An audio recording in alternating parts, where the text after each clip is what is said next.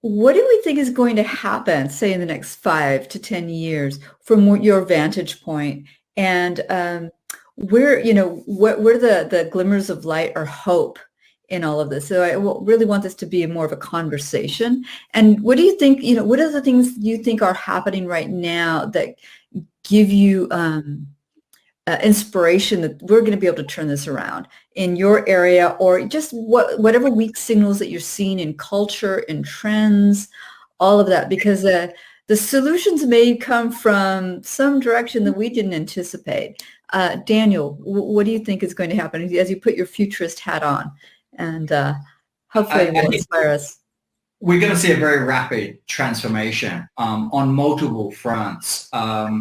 UNEP is sort of looking at the air pollution problem from multiple angles. As I mentioned, we have a large air pollution monitoring program looking for solutions.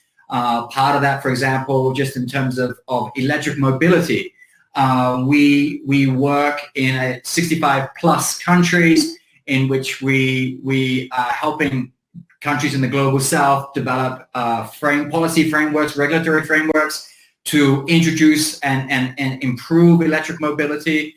And there's such an appetite for that in terms of the infrastructure and the policies.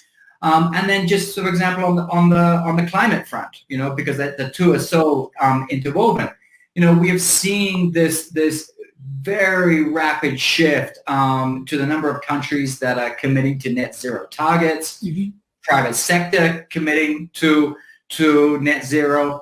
But look, so there's a lot of reason to be optimistic, but there is so far we still have to go. So we're really racing the clock. And so the question in my mind is not if we're going to get there. We will. The question is, do we get there fast enough? Right.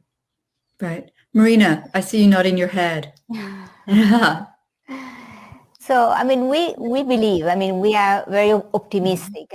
We believe we are at a turning point for people and the planet.